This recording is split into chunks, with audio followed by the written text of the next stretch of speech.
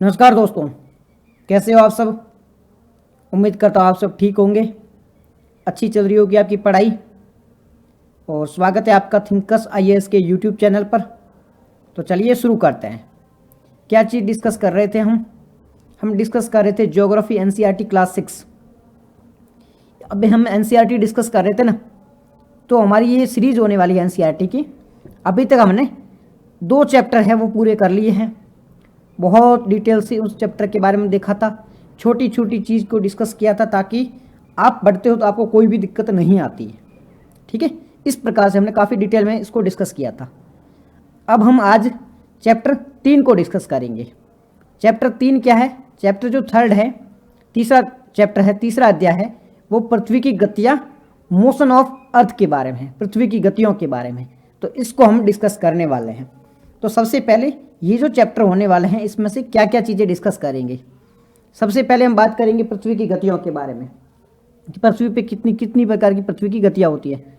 तो सबसे पहले मोशन ऑफ अर्थ के बारे में बात करेंगे, पृथ्वी की गतियों के बारे में बात करेंगे, मोशन ऑफ अर्थ के बारे में बात करेंगे। उसके बाद में जो हम देखने वाले हैं वो है जैसे पृथ्वी परिक्रमण गति करती है, घूर्णन गति करती है।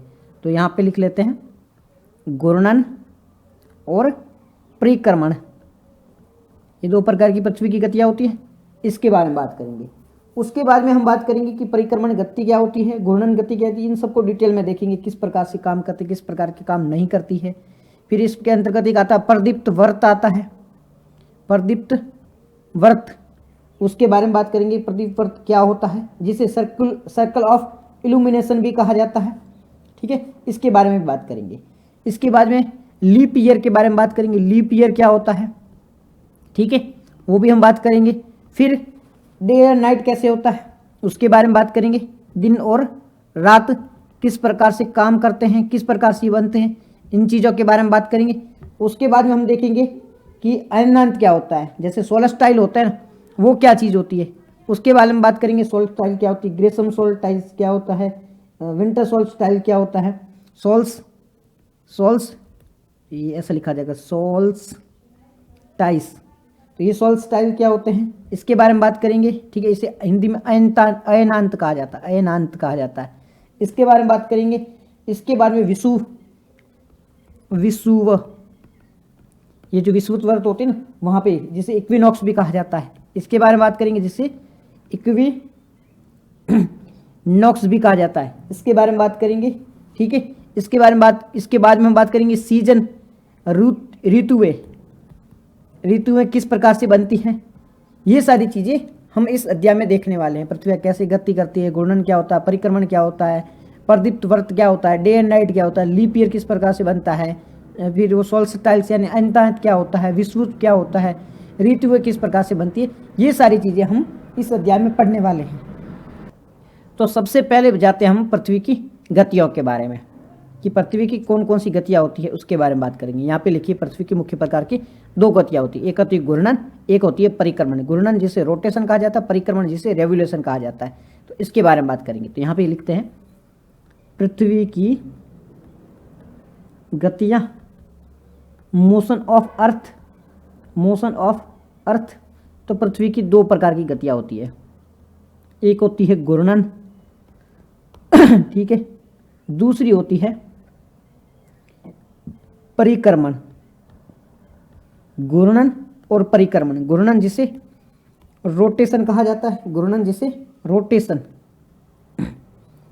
कहा जाता है, और परिक्रमण जिसे रेवोल्यूशन कहा जाता है। अब घूर्णन का मतलब क्या होता है इसके बारे में बात करते हैं। घूर्णन मतलब घूमना, रोटेशन करना। ठीक है, तो सबसे पहले हमें घूर्णन गति के बारे में बात कर लेते हैं। तो यहाँ पे लिखते हैं घूर्णन, पृथ्वी की घूर्णन यानी रोटेशन। ध्यान से सुनना, ये वर्ड को हम ध्यान से देखेंगे। अब घूर्णन में किस चीज़ के बारे में बात हो रही उसके बारे में एक इमेज से हम समझते हैं। तो देखो घूर्णन का मतलब है, ये देखो पृथ्वी है ना, अब ये पृथ्वी का अक्ष है, ये एक काल्पनिक हमने किया हुआ है, ये अक्ष है। तो अब ये है ना, ये पश्चिम साइड है, ये पश्चिम साइड है, और ये है पूर्वी साइड, वेस्ट साइड, ये ईस्ट साइड, वेस्ट साइड, ये ईस्ट साइड। अब ये इधर से इधर की ओर घूमती रहती है। तो ये पृथ्वी का अक्ष है, इसके चारों ओर, इस अक्ष के चारों ओर पृथ्वी घूमती रहती है, इधर जाएगी फिर इधर से इधर आएगी, इधर से इधर आएगी। तो ये जो हम बात करें तो घूर्णन की, घूर्णन का मतलब होता है पृथ्वी अपने अक्ष पर, घूर्णन का मतलब होता है अपने अक्ष पर, घूर्णन घूमना, घूर्णन घूमना। वो ग्लोब को लो और अपने आसपास घुमाओ, ग्लोब को लो और वो जो डंडा होता है ना उसके चारों ओर घुमाओ, तो वो क्या होता है घूर्णन। घूर्णन का मतलब होता है पृथ्वी का अपने अक्ष पर, अपने अक्ष पर घूमना। घूर्णन का मतलब होता है पृथ्वी का अपने अक्ष पर घूमना। ये कहीं और किसी के नहीं होता। ये जो अक्ष है इसके चारों ओर घूमनी पृथ्वी, ये सूर्य है, इसके चारों ओर घूमना, ये कहलाता परिक्रमण। जब यहाँ पे बात करें ये पृथ्वी अपने अक्ष पे घूम रही है तो इसका मतलब होता है घूर्णन। घूर्णन का मतलब होता है पृथ्वी का अपने अक्ष पर घूमना। घूर्णन का मतलब होता है पृथ्वी का अपने अक्ष पर घूमना। क्या कहलाता है घूर्णन। ये देखो ये पृथ्वी है, ये अपने अक्ष पर घूम रही है, इधर से जा रही, इधर से आ रही, तो ये होता है घूर्णन। तो यहाँ पे मैं लिखता हूँ घूर्णन के बारे में बात करें तो घूर्णन का मतलब होता है पृथ्वी का अपने अक्ष पर घूमना, पृथ्वी का अपने अक्ष पर घूमना क्या कहलाएगा, ये कहलाएगा घूर्णन। पृथ्वी का अपने अक्ष पर घूमना घूर्णन कहलाता है। और पृथ्वी है वो अपने अक्ष पर एक पूरा चक्कर लगाने के लिए देखो फिर से मैं बताता हूँ यहाँ पे आ जाओ अभी ये पॉइंट यहाँ है, ये वापस पूरा घूम के यहाँ आने में कितना टाइम लगेगा, 24 आवर का, 24 घंटे का टाइम लगेगा। तो पृथ्वी का अपने अक्ष पर घूमना क्या कहलाता है, घूर्णन कहता है। तो पृथ्वी को घूर्णन करने में ये अपने अक्ष पर घूम के वापस उसी स्थान पर 24 घंटे का टाइम लगता है। कितने का, 24 घंटे का टाइम लगता है। तो पृथ्वी का घूर्णन टाइम कितना है, 24 घंटे। पृथ्वी को घूमने कितना टाइम लगता है, 24 घंटे टाइम लगता है। पृथ्वी को एक पूरा चक्कर करने में, एक चक्र पूरा करने में, एक चक्र पूरा करने में 24 घंटे का टाइम लगता है, 24 आवर का टाइम लगता है। इसका मतलब ये पूरी देखो एनसीईआरटी में क्या लिखा है, एनसीईआरटी में 23 और 56 मिनट ऐसा कुछ लिखा है, बट आप क्या 24 घंटे याद रखो। एनसीईआरटी की पूरी डिटेल याद रखने की जरूरत नहीं है। तो पृथ्वी को अपने अक्ष पर एक पूरा चक्कर लगाने में 24 घंटे का टाइम लगता है। ये आप जो नंबर है ना ये याद रखना, क्योंकि दिन और रात में कितना टाइम लगता है, 24 घंटे का टाइम लगता है। एक दिन और रात होने में कितना टाइम लगता है, 24 घंटे का टाइम लगता है। तो पृथ्वी का घूर्णन काल कितना है, पृथ्वी का घूर्णन काल है वो 24 घंटे का होता है। और इसी घूर्णन गति की वजह से, ये जो घूर्णन गति इसी की वजह से दिन और रात बनते हैं, इसी की वजह से दिन और रात बनते हैं। तो दिन और रात क्यों बनते हैं, बिकॉज पृथ्वी का घूर्णन काल। बाद में हम इस एक्सिस के बारे में पढ़ेंगे, ये एक्स क्या है, इस पे झुकी हुई क्या है, इसका क्या प्रभाव पड़ता है, हम आगे देखने वाले हैं। लेकिन अभी आप सिंपल समझ लो कि पृथ्वी अपने अक्ष पर 24 घंटे में एक चक्कर पूरा लगाती है, और ये जो चक्कर पूरा लगाती है इस गति को घूर्णन गति कहा जाता है, इसको रोटेशन कहा जाता है वो पृथ्वी की रोटेशन जो गति होती है, घूर्णन गति होती है, वो इसी को कहा जाता है। तो ये चीज़ आपको समझ में आया कि पृथ्वी की घूर्णन गति क्या होती है। पृथ्वी का अपने अक्ष पर घूमना घूर्णन कहलाता है, पृथ्वी का अपने अक्ष पर घूमना घूर्णन कहलाता है। और इसमें टाइम कितना लगता है, इसमें 24 घंटे का टाइम लगता है ठीक है, इसी के कारण दिन और रात बनते हैं। तो यहाँ तक तो आपको समझ में आ गया होगा। तो घूर्णन के बाद में नेक्स्ट कौन सी गति है, नेक्स्ट है परिक्रमण। यहाँ पे देखो लिखा है परिक्रमण। घूर्णन देख लिया, अब हम परिक्रमण गति के बारे में बात कर लेते हैं। घूर्णन के बाद में देखते हैं परिक्रमण गति। तो यहाँ पे लिखो परिक्रमण, परिक्रमण। अब परिक्रमण गति कौन सी होती है, परिक्रमण गति मैं अब आपको फिर से एक बार इमेज से समझाता हूँ। अब है ना, इस इमेज को ध्यान से देखो, ये पृथ्वी है, ये बीच में सूर्य है, इसके चारों ओर देखो चक्कर लगा रही है। पृथ्वी है वो सूर्य के चारों ओर चक्कर लगा रही है। तो अब ये क्या है, ये घूर्णन गति है बीच में सूर्य है, इसके चारों ओर पृथ्वी है, चक्कर लगा रही है। तो आप एक चीज और नोटिस कर रहे हो, ये पृथ्वी अपने अक्ष पर भी घूम रही है। देखो सूर्य के चारों ओर घूम ही रही है, पर अपने अक्ष पर भी घूम रही है, अपने स्थान पर भी घूम रही है। तो ये सूर्य के चारों ओर चक्कर लगा रही है, इसे क्या कहा जा रहा है, इसे घूर्णन गति कहा जा रहा है, इसे परिक्रमण गति कहा जा रहा है, ठीक है, रिवोल्यूशन कहा जा रहा है। और अपने अक्ष पर घूम रही है, इसे क्या कहा जाता है, अपने अक्ष पर घूम रही है, इसे घूर्णन गति कहा जाता है। तो ये सूर्य के चारों चक्कर, तो घूर्णन गति कौन सी है, जहां अपने अक्ष पर घूम रही है। और रेवोल्यूशन या परिक्रमण गति कौन सी है, तो ये पूरा सर्कल पूरा कर रही, इसे परिक्रमण गति कहा जाएगा। तो परिक्रमण गति समझ में आ गई आपको, घूर्णन गति समझ में आ गई। दोनों का मतलब एक बार समझ लो, बाद में डिटेल में देखेंगे क्या है, कैसे काम करती है, वो तो बाद में डिटेल में देखेंगे। अभी सिंपल में आपको ये मतलब समझ में आ जाना चाहिए कि घूर्णन गति होती क्या है, किस प्रकार से घूर्णन गति होती है, किस प्रकार से परिक्रमण गति होती है। तो ये सूर्य के चारों ओर देखो घूम रही है, ये परिक्रमण गति है। बीच में डेट क्या लिखी आ रही है, ये कितने किलोमीटर इनमें बीच में डिस्टेंस है, ठीक है, दूरी कितनी है वो दिखी आ रही है। जहाँ 147 मिलियन है तो वो क्या नज़दीकी पॉइंट होता है, ठीक है। और बाद में वो आगे पढ़ने वाले हैं, नज़दीक पॉइंट क्या होता है, दूर का पॉइंट क्या होता है, वो हम आगे डिटेल में देखने वाले हैं। तो अभी ये तो समझ लो कि परिक्रमण गति होती क्या है, इस प्रकार से ये गति होती है, ये परिक्रमण गति है। तो यहाँ से देख लो घूर्णन गति ये है, ये देखो पृथ्वी घूम रही है, वेस्ट टू ईस्ट में घूम रही है, वेस्ट टू ईस्ट में, पूर्व से पश्चिम से पूर्व की ओर घूम रही है, और ये अपना अक्ष है, ठीक है, इस पे घूम रही है। क्या घूर्णन गति है, और परिक्रमण गति अभी हमने देखा था, ये परिक्रमण गति है। और यहाँ पे देखो अपने अक्ष पर भी घूम रही है, ये परिक्रमण गति कर रही है और अपने अक्ष पर भी घूम रही है। तो दोनों में डिफरेंस समझ में आ गया आपको, घूर्णन गति समझ में आ गई, परिक्रमण गति समझ में आ गई है। घूर्णन अपने अक्ष पर घूमना, यहाँ पे ये अक्ष पर भी घूम रही है, और ये देखो ये यहाँ पे देख लो, ये अपने अक्ष पर घूम रही है, ये घूर्णन है, ये परिक्रमण है। दोनों समझ में है कि यहाँ तक कोई दिक्कत नहीं है, नहीं है तो हम आगे बढ़ते हैं। आगे बढ़ते कहाँ, आगे चलते हैं, हमारी डिटेल में देखते हैं कि परिक्रमण गति में क्या क्या चीज़ें होती है। एक बार इसको समझ लेते हैं, बाद में वापस जाके इमेज से समझेंगे। तो बात करें सबसे पहले परिक्रमण गति की, तो पहले घूर्णन गति को डिटेल में देख लेते हैं, घूर्णन गति, फिर परिक्रमण गति को डिटेल में देखेंगे। तो घूर्णन गति या रोटेशन, अब इसके बारे में बात करते हैं डिटेल में थोड़ा बहुत कि क्या चीज़ें होती है, किस प्रकार से ये काम करती है। सबसे पहले घूर्णन गति कैसे किसे कहा जाता है, परिभाषा क्या है इसकी, पृथ्वी का अपने अक्ष के चारों ओर, पृथ्वी का अपने अक्ष के चारों ओर चक्कर लगाना, पृथ्वी का अपने अक्ष के चारों ओर चक्कर लगाना, पृथ्वी का अपने अक्ष के चारों ओर चक्कर लगाना क्या कहलाता है, घूर्णन गति कहलाता है।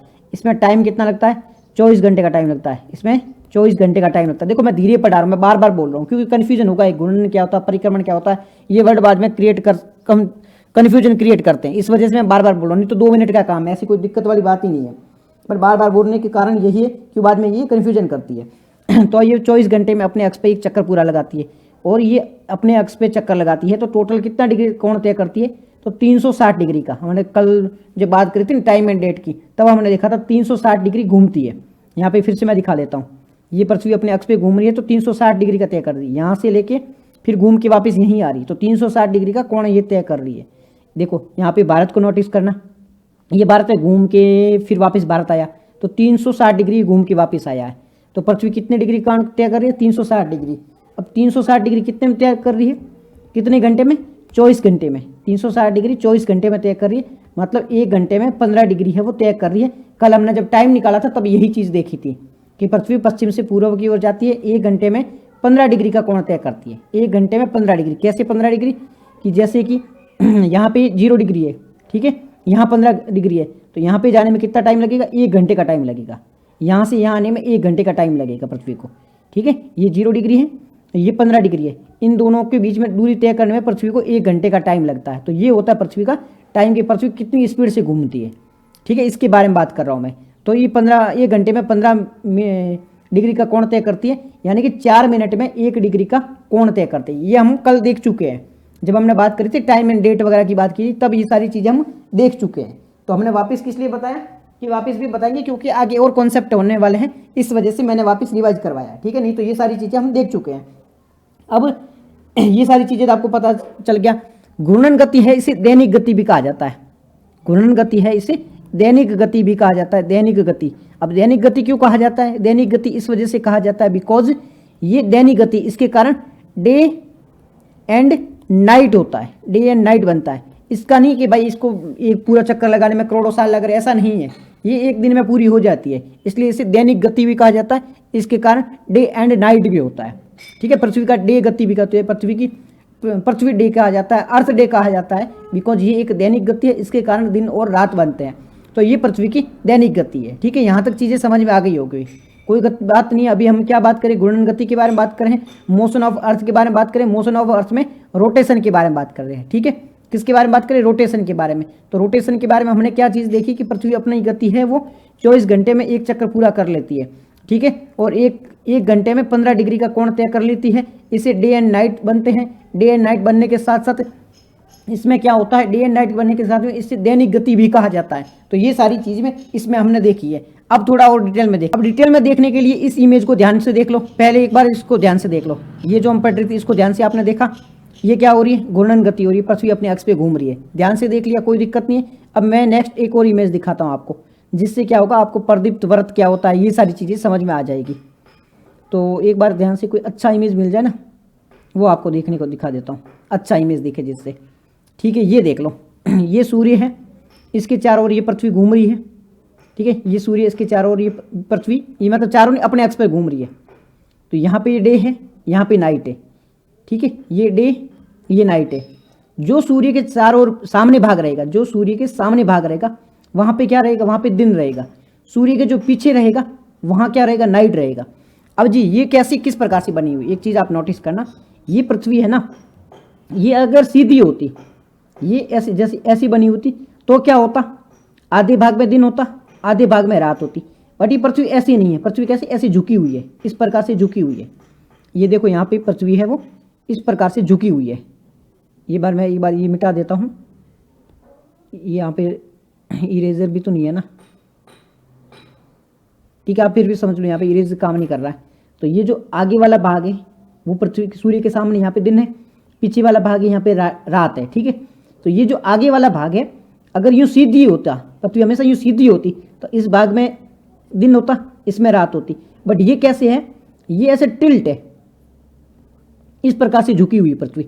तो ये जो ये वाला भाग है यहाँ पे दिन रहेगा, ये वाला जो पूरा पूरा भाग है यहाँ पे रात रहेगा।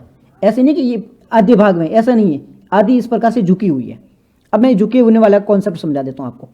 ये जो है ना, ये एक इमेजिनरी लाइन है, काल्पनिक रेखा है। ठीक है, ये एक काल्पनिक रेखा है। ठीक है, अब ये जो पृथ्वी है ऐसे नौ के अपने अक्ष पर, अपने अक्ष पे 23.5 डिग्री झुकी हुई है। हमने कल भी बात करी थी इसके बारे में, पृथ्वी अपने अक्ष पे 23.5 डिग्री झुकी हुई है।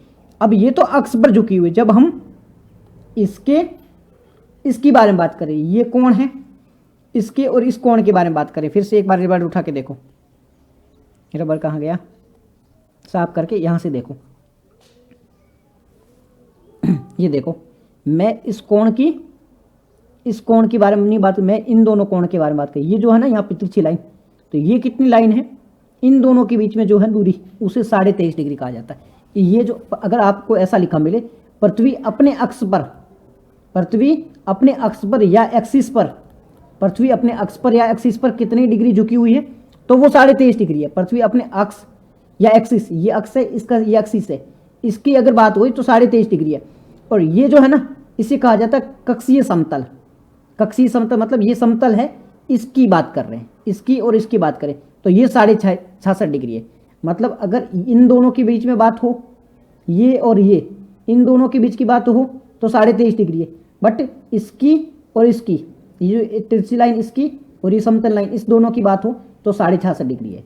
तो ये कक्षीय समतल के बारे में पूछे कि पृथ्वी का कक्षीय समतल कितना है, तो पृथ्वी का कक्षीय समतल है वो 66.5 डिग्री है। और पृथ्वी अपने अक्ष पर कितनी झुकी हुई है, तो वो 23.5 डिग्री है। तो इन दोनों शब्दों में कंफ्यूज नहीं होना, कक्षीय समतल अलग है और पृथ्वी जो अपने अक्ष पर झुकी हुई है वो अलग है। अब जो ये पृथ्वी अपने अक्ष पर झुकी हुई है ना, ये किस में भूमिका निभाती है, इसके कारण ऋतुएं बनती है। वैसे तो ऋतुएं परिक्रमण के कारण बनती है, बट इसमें ये कक्षीय समतल है, ये भी महत्वपूर्ण भूमिका निभाता है। ठीक है, ये कक्षीय समतल है, ये भी महत्वपूर्ण भूमिका निभाती है। अब एक वर्ड आता है, हमने कक्षीय समतल देख लिया, ये जो एक्सिस देख लिया, ये सारी चीजें देख ली। अब एक वर्ड आता है प्रदीप्त व्रत, एनसीईआरटी में लिखा है प्रदीप्त व्रत। अब प्रदीप्त व्रत क्या होता है, एनसीईआरटी ने तो लिख दिया प्रदीप्त व्रत होता है। ठीक है, सर्कल ऑफ इल्यूमिनेशन, ये होता है क्या है, एक बार अलग से इमेज देखते हैं, फिर समझते हैं कि सर्कल ऑफ इल्यूमिनेशन होता क्या है। देखो, सर्कल ऑफ इल्यूमिनेशन को समझना है ना, ये देखो चीज, ये जो लाइन देख रही है ना, इसको देखो, एक इस लाइन को देखो, दो यहाँ पे लाइन है, एक लाइन ऐसी तिरछी मुड़ी हुई है, ठीक है, ये तिरछी ऐसी झुकी हुई है, और एक लाइन ऐसे सीधी है और ये आ रही है, सूर्य से किरणें आ रही है।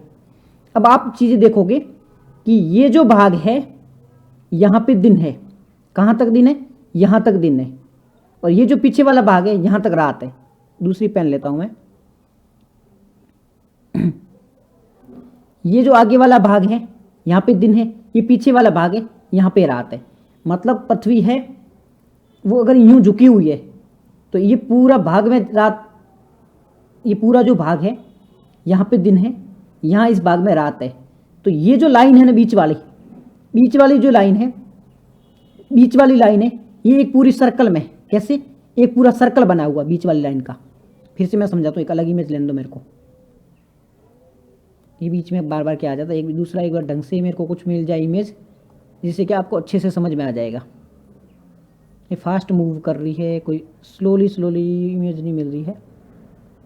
अब ये चीज़ देख लो, ये जो लाइन है ना, ये कहाँ गई, ये भग के जा रही है। ये जो लाइन है जिसके चारों दिन दिखाई दे रहा है, ये देखो ये लाइन है, ये लाइन है, इसके एक साइड में दिन है एक साइड में रात है, यही कक्षीय समतल है। कक्षीय समतल आपको समझ में नहीं आया है, फिर से मैं एक बार बता देता हूँ कक्षीय समतल क्या होता है। इस चीज़ इमेज को एक बार ध्यान से देख लो, मैं यहाँ पे अलग से समझा देता हूँ आपको, ठीक है। यहाँ पे मैं एक अलग से इमेज बना देता हूँ, आपको क्या सारी कन्फ्यूजन ही दूर हो जाएगी। एक बार मैं इमेज बना देता हूँ। अब इस इमेज को ध्यान से देखो, ये इमेज है, एक लाइन मैंने यहाँ ड्रॉ करी, एक लाइन मैंने यूँ ड्रॉ की। ये जो लाइन है ना, ये लाइन, ये ऐसे सर्कल में पूरी राउंड शेप में है, ठीक है, इसकी चारों ओर आ रही है। ये लाइन कौन सी है, ये लाइन जहाँ पृथ्वी झुकी हुई है। अब सन कहाँ है, सन यहाँ है, सन ऐसे पृथ्वी से बड़ा होगा, पर मैं ऐसे समझाने के लिए छोटा बना रहा हूँ। ऐसे मान लो ये पृथ्वी से बड़ा है। अब आप क्या देखो जी चीज़, कि ये जो पूरा पूरा भाग है ना, यहाँ पे दिन है दिन है दिन है, यहाँ तक दिन है और यहाँ तक दिन है। पृथ्वी ऐसे झुकी हुई, लेकिन ये जो पूरा भाग है यहाँ पे दिन है, और ये पूरा जो भाग है यहाँ पे रात है। तो ये जो लाइन है जो दिन और रात को अलग करती है, इस पूरे भाग में दिन है, इस पूरे भाग में रात है, तो ये दिन और रात को जो अलग करने वाली लाइन है वो क्या कहलाती, वो कहलाती कक्षीय समतल। फिर से मैं बता रहा हूँ आपको, एक बार ध्यान से देखना कि यहाँ पे दो लाइन खींची है मैंने, एक लाइन यहाँ है और एक लाइन मैंने यूँ खींची है। अब ये तो क्या है, ये कौन सी लाइन है, ये लाइन जो झुकी हुई है, इसका कोई मतलब मत लेना, ठीक है, इसको छोड़ो। ये जो लाइन है ना, इसके ये जो पूरा पूरा भाग है, इसमें क्या है, दिन है, इस पूरे भाग में दिन है, और ये पूरा भाग यहाँ पे क्या, रात है। अब ये जो दिन और रात को अलग करने वाली लाइन है, एक तरफ दिन है एक तरफ रात है, इन दोनों को अलग करने के लिए ये पूरा एक सर्कल बना हुआ। ऐसा नहीं है कि ये सर्कल ओनली इधर बना हुआ है, उस साइड में भी होगा ना, पृथ्वी का नेक्स्ट साइड उधर भी तो ये सर्कल होगा।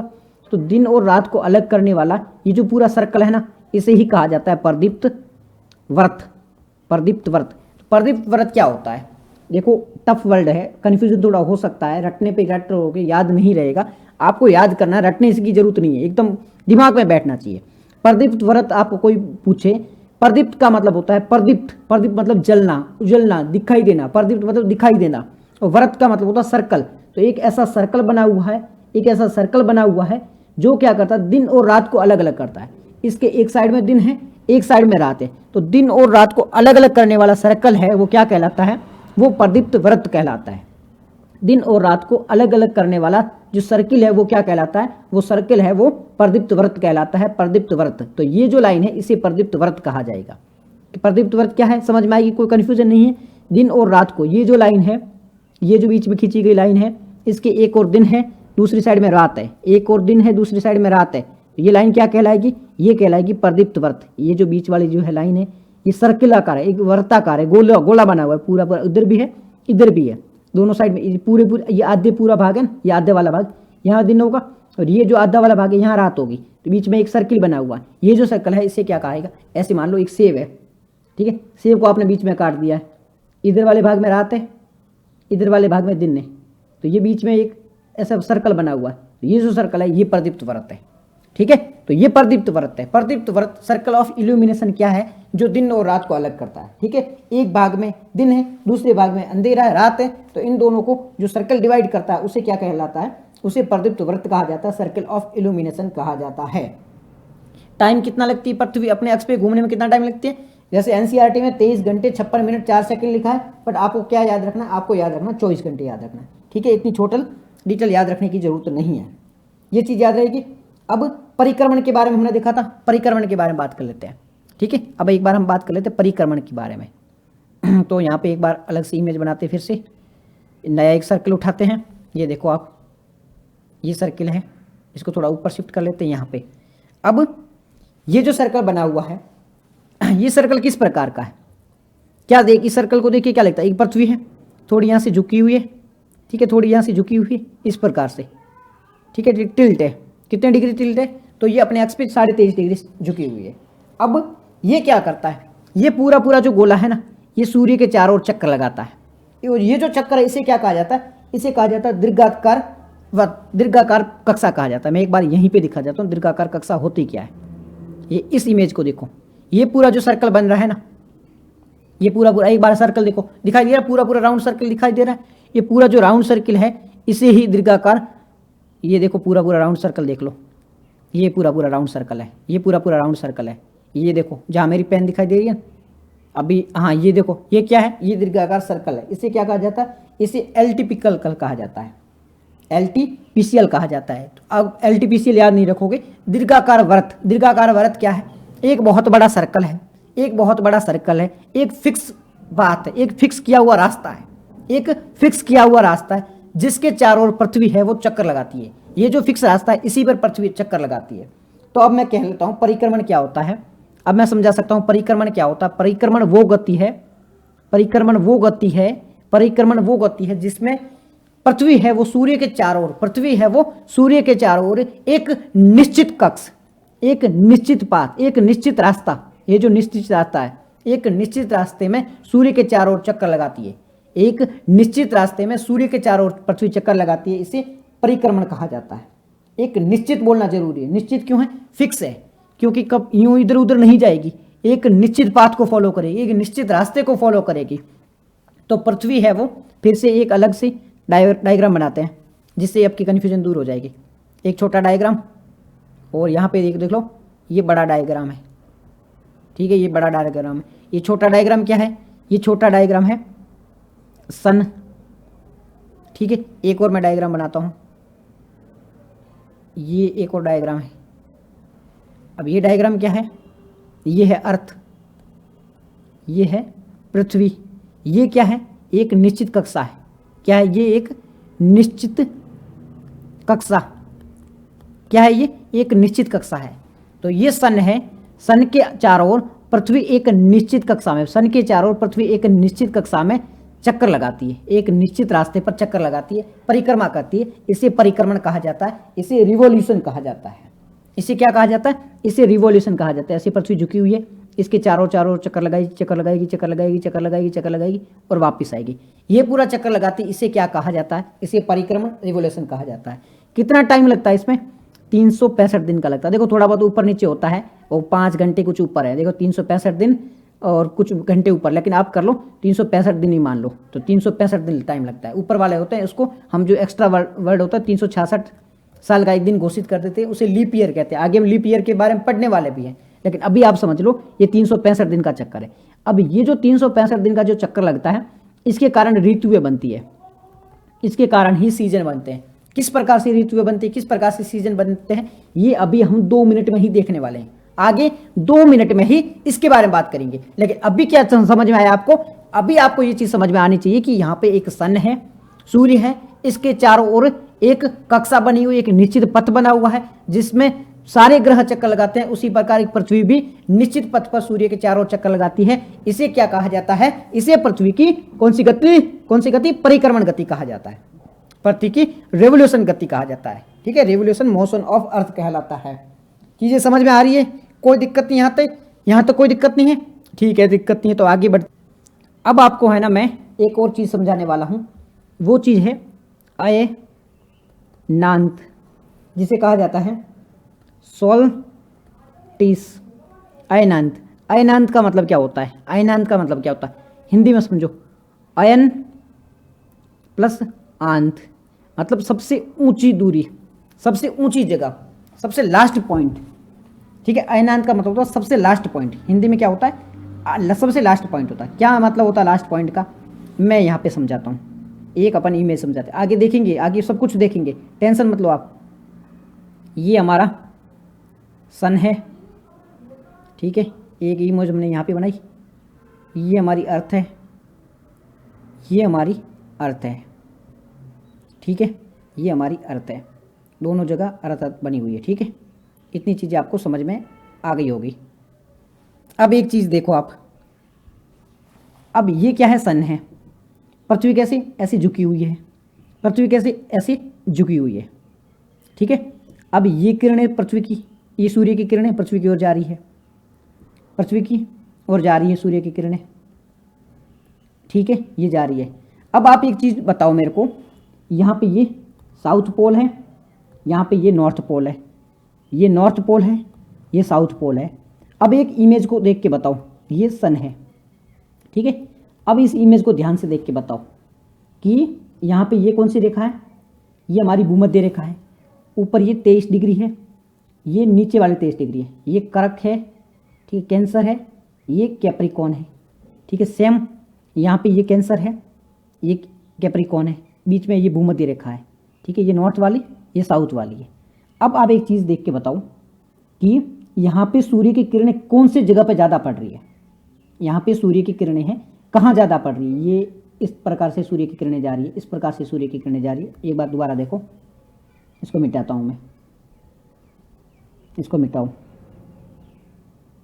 अब यहाँ पे ध्यान से देखो, सूर्य की किरणें कहाँ पर ज़्यादा पड़ रही है, कहाँ पर ज़्यादा पड़ रही है, कहाँ पर ज़्यादा पड़ रही है, कहाँ पर ज़्यादा पड़ रही है। सूर्य के सामने तो ये भाग पृथ्वी अपने अक्ष पे झुकी हुई है। देखो, अगर पृथ्वी ऐसी बनी होती ना, इस प्रकार से बनी होती, सीधी होती, अपने अक्ष पे नहीं होती, तो सब जगह समान पड़ता, कोई दिक्कत नहीं थी, पूरे इस भाग पे गर्मी पड़ती समान इक्वली। पर पृथ्वी कैसी ऐसी झुकी हुई है। अब ये है ना, ये सूर्य के सामने कौन सा भाग आया है, ये भाग आया है, ये भाग पृथ्वी जो है वो सूर्य के सामने आया है। तो गर्मी सबसे ज़्यादा कहाँ पड़ रही है, धूप सबसे ज़्यादा कहाँ पड़ रही है, ये कहाँ पे पड़ रही है, ये पड़ रही है साउथ हेमिस्फीयर में, यानी कि दक्षिणी गोलार्ध में पड़ रही है। कहाँ पड़ रही है, दक्षिणी गोलार्ध में गर्मी ज़्यादा पड़ रही है। एक बार ये कॉन्सेप्ट अलग से समझ लो, ये पृथ्वी है, ठीक है, ये कौन सा है, दक्षिणी गोलार्ध है, दक्षिणी गोलार्ध है। ये कौन सा भाग है, ये उत्तरी गोलार्ध है, ये कौन सा भाग है, उत्तरी गोलार्ध है। बीच में भूमध्य रेखा है, ये नीचे दक्षिण है, ऊपर उत्तर है, नॉर्थ साउथ, ठीक है। और पृथ्वी कैसे झुकी हुई है, ऐसी झुकी हुई है। सूर्य की किरणें कहाँ पड़ रही है, सूर्य की किरणें हैं वो यहाँ पड़ रही है, सूर्य की किरणें कहाँ पड़ रही है, दक्षिण पे पड़ रही है। अब सूर्य की किरणें हैं वो कहाँ पड़ रही है, दक्षिणी गोलार्ध में पड़ रही है। तो यहाँ पे यही कॉन्सेप्ट तो है, मैं यही तो कह रहा हूँ कि जब सूर्य की अयनांत का मतलब तो लास्ट पॉइंट, सूर्य का जब लास्ट पॉइंट है वो कहाँ पर है, मकर रेखा पर है। सूर्य की सबसे ऊंचाई है वो मकर रेखा पर है, अयनांत है वो मकर रेखा पर है, यानी कि दक्षिण गोलार्ध में। तो गर्मी कहाँ पड़ेगी, दक्षिण गोलार्ध में। दक्षिण गोलार्ध में गर्मी पड़ेगी तो उत्तरी गोलार्ध में क्या होगा, सर्दी पड़ेगी। उत्तरी गोलार्ध में क्या होगा, सर्दी पड़ेगी। तो हम यही तो क्या बात कर रहे हैं, क्या समझाने की कोशिश कर रहा हूँ मैं। फिर से देखो, इसे मैं मिटाता हूँ, फिर से समझाता हूँ मैं आपको। कन्फ्यूजन कुछ भी नहीं होना चाहिए, सारी चीज़ें क्लियर होनी चाहिए। फिर से देखो एक बार, ये चीज़ें एक बार क्लियर करता हूँ मैं। ये चीज़ें ना बहुत मैटर करेगी, कन्फ्यूजन यहाँ पे रह गया ना तो दिक्कतें बाद में चलेगी। चलिए, पृथ्वी ऐसे है, ठीक है, सूर्य की किरणें कहाँ पड़ रही, सूर्य की किरणें यहाँ पड़ रही, दक्षिण गोलार्ध में पड़ रही है, ठीक है। तो गर्मी कहाँ होगी, ग्रीष्म ऋतु कहाँ होगी, ग्रीष्म ऋतु होगी वो दक्षिणी गोलार्ध में होगी। उत्तरी गोलार्ध में क्या होगा, उत्तरी गोलार्ध में इस दौरान सर्दी होगी, विंटर होगी। अब हमारे यहाँ पे विंटर कब होती है, आप सोचो, हम कहाँ रहते हैं, हम भारत में रहते हैं। भारत कहाँ आता है, भारत उत्तरी गोलार्ध में आता है। हमारे वहाँ पे विंटर कब रहती है, हमारे यहाँ पे दिसंबर, नवंबर, दिसंबर, जनवरी में विंटर रहती है। तो हमारे यहाँ पे विंटर है, इसका मतलब दक्षिणी गोलार्ध में है वो क्या है, समर है। तो दक्षिणी गोलार्ध में समर है, इसका मतलब सूर्य कहाँ झुका हुआ है, सूर्य की किरणें कहाँ पड़ रही है, सूर्य की किरणें है वो मकर रेखा पर पड़ रही है। सूर्य की किरण है वो मकर रेखा पर पड़ रही है। कहाँ पड़ रही है, जब सूर्य की किरणें मकर रेखा पर पड़ती है, जब सूर्य की किरणें कौन सी रेखा पर, मकर रेखा पर पड़ती है, तब गर्मी कहाँ पड़ेगी, गर्मी दक्षिणी गोलार्ध में पड़ेगी। गर्मी कहाँ पड़ेगी, दक्षिणी गोलार्ध में पड़ेगी। इसे दक्षिणी अयनांत कहा जाता है, इसे दक्षिणी अयनांत कहा जाता है। इसे क्या कहा जाएगा, दक्षिणी अयनांत कहा जाएगा। और दक्षिणी अयनांत में क्या होता है, कब होता है ये होता है 22 दिसंबर। डेट याद रखना, बाकी चीज़ें मैं रटवा दूंगा सारी आपको, बाकी चीज़ें टेंशन मत करो, आपके दिमाग में बैठा है कि मानूंगा, ऐसे मैं जाऊंगा ही नहीं। तो ग्रीष्म ऋतु दक्षिणी गोलार्ध में होगी और इसमें सूर्य की किरणें कहाँ होगी, ये होगी मकर रेखा पर। तो इसे क्या कहा जाएगा, इसे दक्षिणी अयनांत कहा जाएगा। मतलब सूर्य की किरण है वो दक्षिण की ओर पड़ रही है। अयनांत मतलब सूर्य की किरणें लास्ट तक कहाँ तक जा रही है, तो वो दक्षिण में जा रही है, तो इसे दक्षिणी अयनांत कहा जाएगा।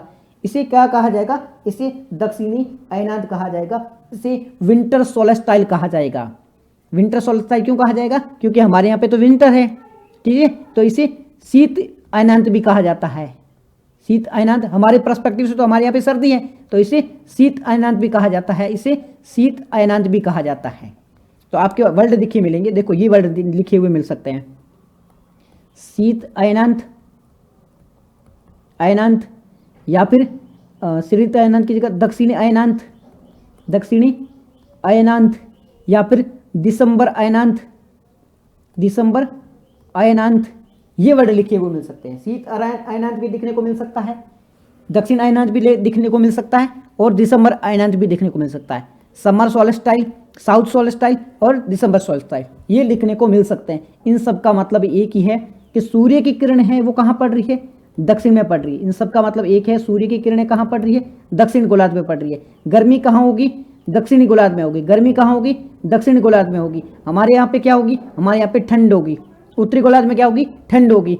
दिन कहाँ बड़े होंगे, दिन कहाँ बड़े होंगे, दक्षिणी गोलार्ध में बड़े होंगे। दिन कहाँ बड़े होंगे, दक्षिणी गोलार्ध में बड़े होंगे। रातें कहाँ बड़ी होगी, रातें उत्तरी गोलार्ध में बड़ी होगी।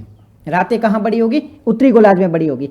फिर से एक बार समझते हैं, यहाँ पे आपको लिख सकता है दक्षिणी अयनांत, दक्षिणी अयनांत लिखो, शीत अयनांत लिखो, या दिसंबर अयनांत लिखो, सबका मतलब एक ही है, सबका मतलब एक ही है। ठीक है, इसमें क्या होता है, सबसे पहले दिन कहाँ बड़ा होगा, दिन कहाँ बड़ा होगा, तो दक्षिण में बड़ा होगा। दिन कहाँ बड़ा होगा, दक्षिण में बड़ा होगा। सूर्य की किरणें सीधी कहाँ पड़ेगी, सूर्य की किरण सीधी कहाँ पड़ेगी, सूर्य की किरणें सीधी कहाँ पड़ेगी, तो वो भी दक्षिण में पड़ेगी। सूर्य की किरणें सीधी कहाँ पड़ेगी, सूर्य की किरणें सीधी कहाँ पड़ेगी, दक्षिण गोलार्ध में पड़ेगी। उसके बाद नेक्स्ट पॉइंट क्या है, रातें कहाँ छोटी होगी, तो वो भी दक्षिण गोलार्ध में होगी। रातें बड़ी कहाँ होगी, तो वो उत्तर में। इसका उल्टा मान लो, रातें बड़ी कहाँ होगी, तो ये उत्तर में होगी। और गर्मी कहाँ होगी, तो दक्षिण में। सर्दी कहाँ होगी, उत्तर में होगी। तो इसका उल्टा कर लो सारी चीज़ें, ठीक है। और ये डेट कौन सी होती है, डेट होती है 22 दिसंबर। डेट कौन सी है, 22 दिसंबर। 22 दिसंबर के दिन हमारे यहाँ पे सर्दी होती है और दक्षिणी गोलार्ध में ऑस्ट्रेलिया वगैरह के आसपास ठंड होती है। तो यहाँ तक चीज़ें समझ में आ गई होगी, कोई कन्फ्यूजन आपको नहीं होगा यहाँ तक, कोई नहीं। सिंपल सिंपल सी बातें, एक बार फिर से मैं समझाऊंगा, टेंशन मत लो आप। इसको ध्यान से देखो, ध्यान से देखना। ये क्या है, पृथ्वी है। यहाँ पे लेते हैं अपन एक पेन, ये हमारी क्या है, पृथ्वी है। इस प्रकार से पृथ्वी है और ये यहाँ पर है। अब इसको ध्यान से देखो, क्या देख रहे हो आप, ध्यान से देख रहे हो। अब पृथ्वी की किरणें, सूर्य की किरणें कहाँ पड़ रही है, सूर्य की किरणें यहाँ पड़ रही है। तो अब ये इमेज है, इसको ध्यान से देखो। सूर्य की किरणें कहाँ पड़ रही है, सूर्य की किरणें यहाँ पड़ रही है, यहाँ पड़ रही है सूर्य की किरणें, ठीक है। कहाँ पे, दक्षिणी गोलार्ध पे। अगर दक्षिणी गोलार्ध में पड़ रही है, इसका मतलब क्या होगा, इसका मतलब होगा दक्षिणी गोलार्ध में क्या होगा, गर्मी होगी। दक्षिणी गोलार्ध में क्या होगा, ग्रीष्म ऋतु होगा। एक बार पेन को थोड़ा इसको छोटा कर देता है ना। दक्षिण गोलार्ध में क्या होगा, ग्रीष्म ऋतु होगी। हमारे यहाँ पे क्या होगी, हमारे यहाँ पे सर्दी होगी। हमारे यहाँ पे क्या होगी, शीत ऋतु होगी।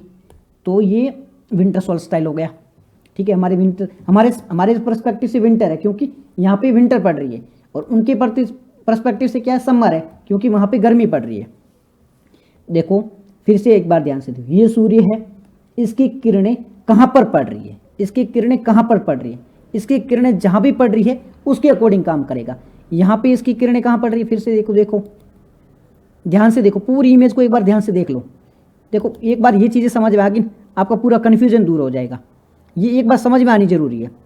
ये सूर्य की किरणें अभी कहाँ पड़ रही है, अभी यहाँ पड़ रही है। देखो यहाँ पे पड़ रही है, अभी यहाँ पे पड़ रही है।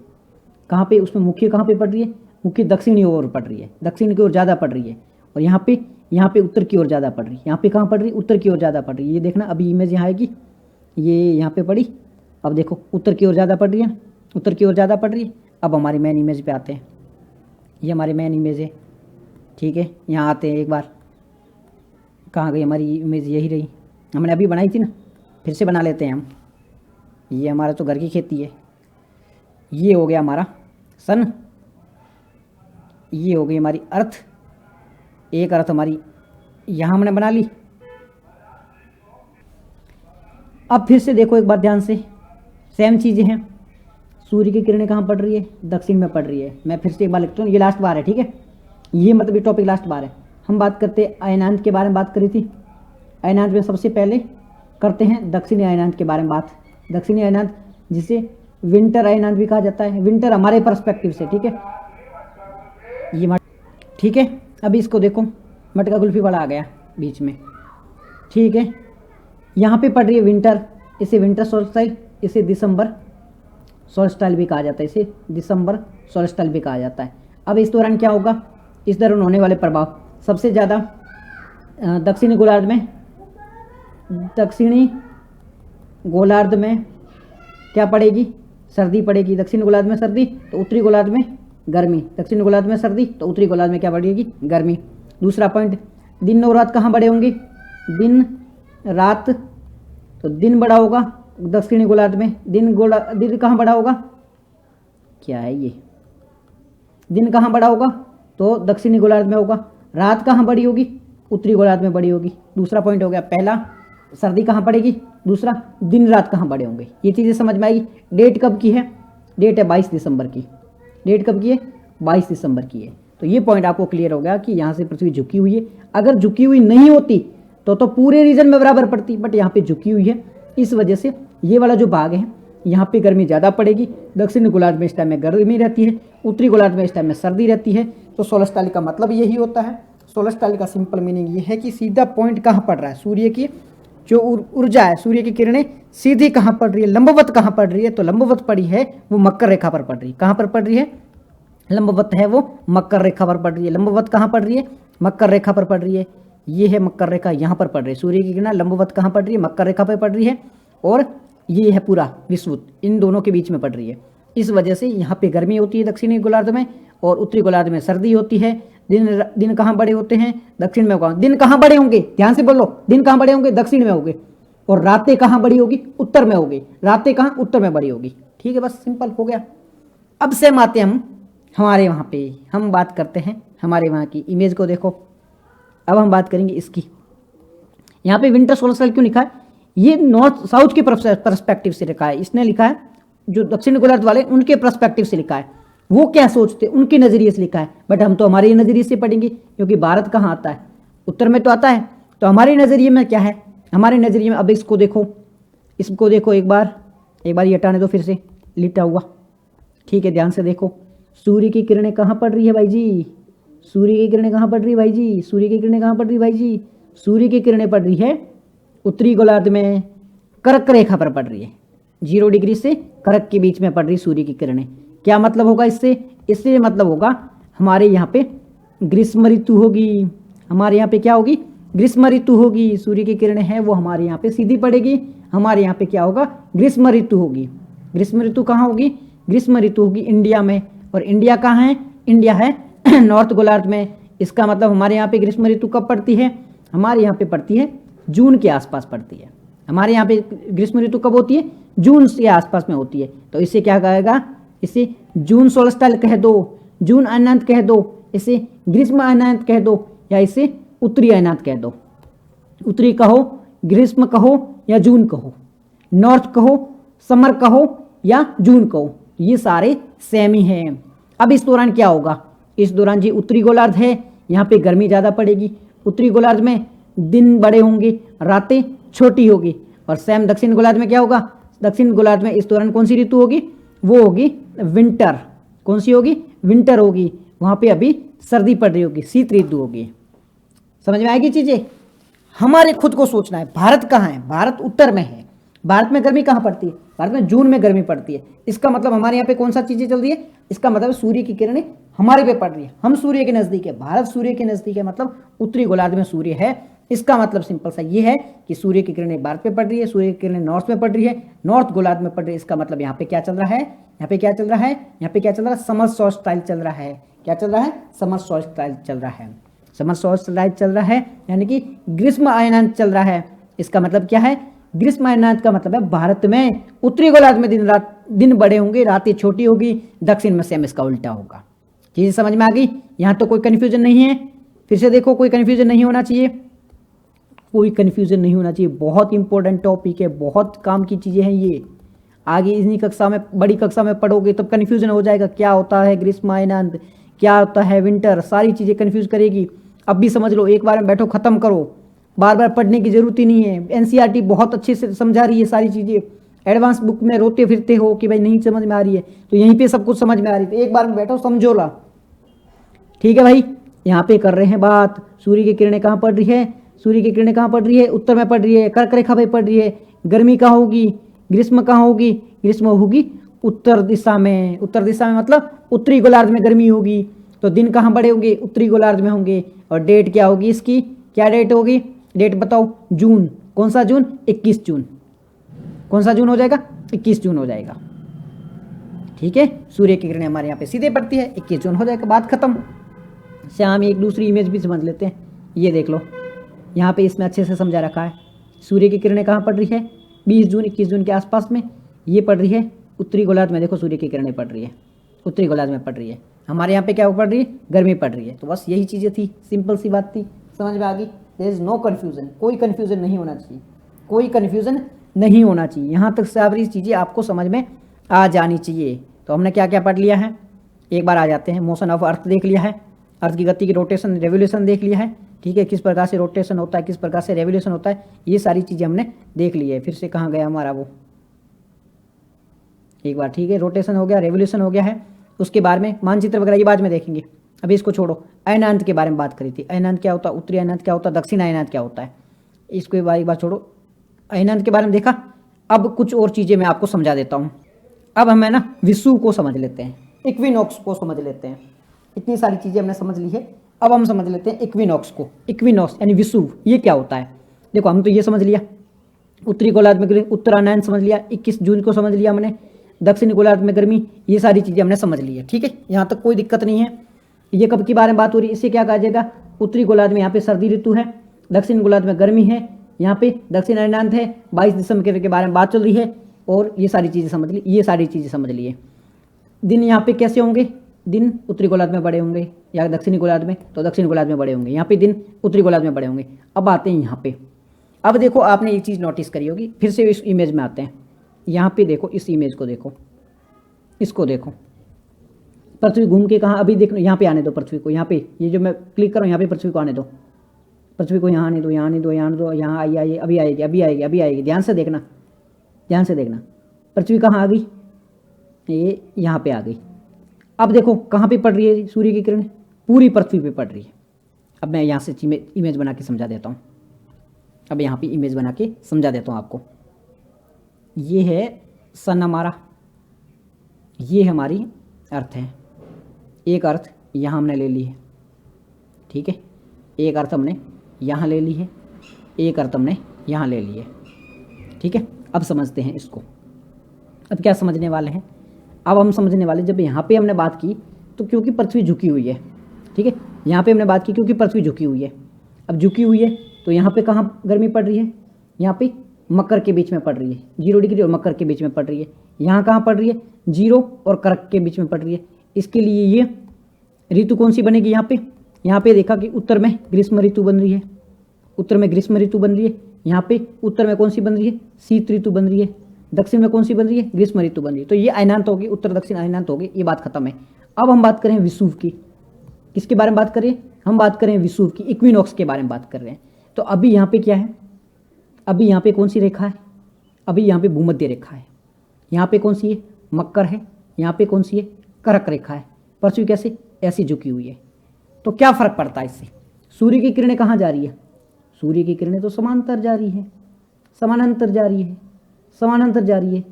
एक वैसे आप एक इमेजिन करो, आपने एक ऐसे ना बॉल ले लो, एक ऐसे ना बॉल ले लो, बॉल, ठीक है, कोई भी बॉल लो, उस पर ऐसी लाइन खींचो और ठीक एक टॉर्च है उसके सामने लेके जाओ, कोई झुकाओ मत, डायरेक्ट टॉर्च के सामने लेके जाओ। तो आप है ना ये देखोगे कि सूर्य की किरणें कहाँ पड़ेगी, सूर्य की किरणें जहाँ बीच में एक लाइन होगी उस पर पड़ रही है। मतलब ये जो बात करें विषुव की, इसमें सूर्य की किरणें कहाँ पड़ रही, भूमध्य रेखा जो बीच वाली रेखा उस पर पड़ रही है। सूर्य की किरणें ना तो इक्विनॉक्स, ना तो उधर पड़ रही है कर्क पे पड़ रही, ना मकर पे पड़ रही।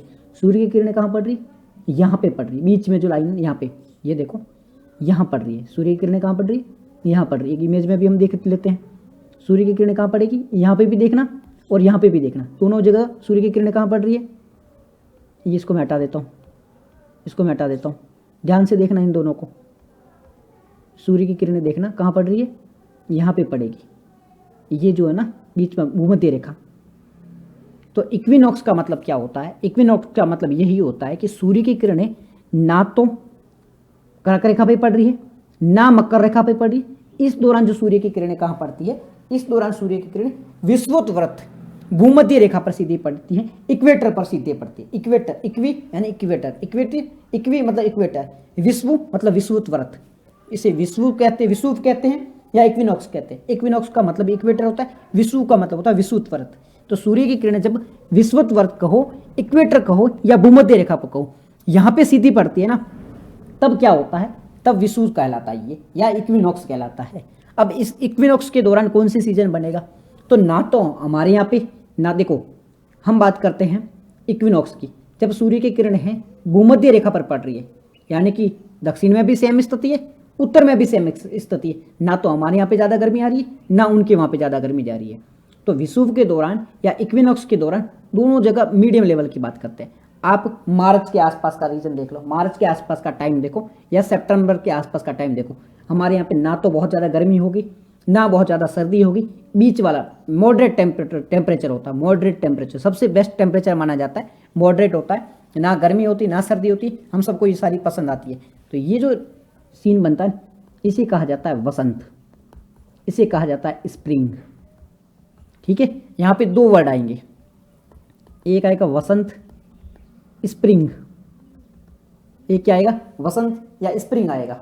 दूसरा क्या आएगा, वसंत और स्प्रिंग के बाद दूसरा वर्ड क्या आएगा, ऑटो। दूसरा आएगा, इसे शीत बोल दो या सर्द बोल दो, सर्द ऋतु बोल दो, या पतझड़ ऋतु बोल दो, पतझड़।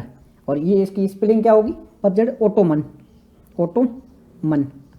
तो यहाँ पे दो ऋतु बन रही, मैं एक बार फिर से लिख लेता हूँ यहाँ पे, अगर सही किसी को दिख नहीं रहा है तो देखो, वसंत जिसे स्प्रिंग कहा जाता है, दूसरी कौन सी होती है, दूसरी होती है पतझड़, पतझड़ कहो, पतझड़, या शरद कह दो आप, या इसे ऑटोमन कर लो, ऑटोमन कह दो।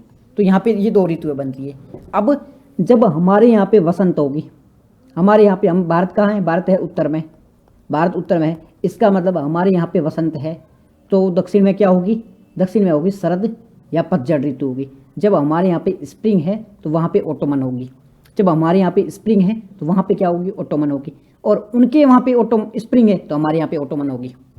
हमारे यहाँ पे वसंत कब होती है, जब हम नॉर्थ की बात करते हैं तो वसंत ऋतु कब आती है, 23 मार्च के आसपास आती है, मतलब मार्च के आसपास आती है। एग्जैक्ट डेट याद नहीं रखोगे तो चलेगा, एग्जैक्ट यहाँ पे एनसीईआरटी में लिखी गई है, बट आप एग्जैक्ट नहीं देखोगे तो भी कोई दिक्कत नहीं आने वाली है। ठीक है, एनसीईआरटी में लिखी गई है 23 और 21, या 21 मार्च है।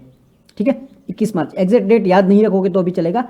बट हमारे यहाँ पे जो वसंत ऋतु कब होती है, मार्च में होती है। ठीक है, फेब मार्च में वसंत ऋतु होती है। तो इस दौरान जो दक्षिणी गोलार्ध है वहाँ पे क्या होगा, वहाँ पे पतझड़ होंगी, सारे पत्ते हैं वो झड़ रहे होंगे इस टाइम में, जो पेड़ पौधे हैं ना वहाँ पे पत्ते झड़ रहे होंगे, तो वहाँ पे शरद ऋतु होगी, ना ज़्यादा गर्मी होगी ना ज़्यादा ठंड होगी, तो वो वाली सीन चल रहा होगा। और हमारे यहाँ पे क्या है, हमारे यहाँ पे वसंत है। जब उनके वसंत आएगा, जब सितंबर में जाएंगे, जब सितंबर में जाएंगी तो उनके क्या आएगा, वसंत आएगा। सितंबर में उनके क्या आएगा, वसंत आएगा। हमारे क्या आएगी, पतझड़ आएगी। सितंबर में उनके वसंत क्यों आएगी, जो सर्दी एक बार झेल लेता है उसके बाद में वहाँ पे वसंत आती है। जैसे हमने दिसंबर में सर्दी झेली, जनवरी में सर्दी झेली, तो हमारे क्या वसंत आ गई। अभी वो क्या करेंगे, वो जून जुलाई वहाँ पे सर्दी झेल के जाते हैं, तो उनकी सितंबर में वसंत आती है। तो फिर से आती है हमारी मेन इमेज पे, हम आते हैं हमारी ये मेन इमेज पे। एक बार मैं इसको साफ कर लेता हूँ, क्लीन कर लेता हूँ। अब देखो यहाँ पे फिर से ये है, हमने ये इन्होंने सर्दी झेली है। ठीक है, यहाँ पे सर्दी हमने झेली है, हमने सर्दी झेली है। कब की बात हो रही है, ये दिसंबर के आसपास की बात हो रही है। तो उत्तरी गोलार्ध वालों ने क्या सर्दी झेली है। जैसे कोई व्यक्ति सर्दी झेलेगा उसको नेक्स्ट क्या झेलने को मिलेगा, उसको वसंत ऋतु झेलने की मिलेगी। जब हमारे यहाँ पे वसंत है, हमारे यहाँ पे स्प्रिंग है, तो दक्षिण में क्या होगा, ऑटोमन होगा। दक्षिण में क्या होगा, ऑटोमन होगा। दक्षिण में क्या होगा, शरद ऋतु होगी या पतझड़ ऋतु होगी। हमारे यहाँ पे अगर वसंत है तो दक्षिण में क्या है, पतझड़ है। कब की बात चल रही है, ये 21 मार्च को चल रही है। इसे 21 मार्च जो सूर्य की किरणें कहाँ पड़ रही है, इक्विनॉक्स पे पड़ रही है, मतलब जो इक्वेटर है वहाँ पर पड़ रही है। और जब सूर्य की किरण इक्वेटर पर पड़ रही है, इसके मतलब हमारे मतलब है वो वसंत है। फिर घूमते घूमते घूमते हम यहाँ पे आए, अब हमने ये भी झेल ली, अब हमारे आएगी गर्मी। अभी का प्रेजेंट का टाइम देखो, प्रेजेंट क्या है, हम वसंत को झेल रहे हैं। वसंत झेलने के बाद हम क्या आएंगे, यहाँ पे आएंगे, गर्मी झेलनी पड़ेगी। हम गर्मी झेलेंगे तो ये दक्षिण वाले क्या झेलेंगे, सर्दी झेलेंगे। अगर दक्षिण वालों ने सर्दी झेल ली, अगर आपको इनको नेक्स्ट में क्या देखना पड़ेगा, इनको नेक्स्ट में वसंत देखने पड़ेगा। तो जो गर्मी झेलेगा, सर्दी झेलेगा, उनका नेक्स्ट है वसंत है। जो सर्दी झेलेगा नेक्स्ट उनको वसंत झेलना पड़ेगा। तो अभी यहाँ पे इन्होंने सर्दी झेली थी, अब इनके यहाँ पे वसंत आ गई।